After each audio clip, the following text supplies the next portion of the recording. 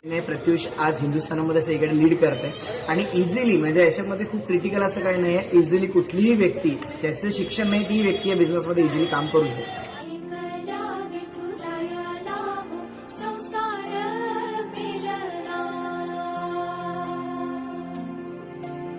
Flipkart झाले असे बऱ्याचशा कंपन्या आहेत, त्याच्यामध्ये आपण ऑनलाईन शॉपिंग न करताना आपण प्रत्युषा फॅमिलीमधून खरेदी करू शकतो.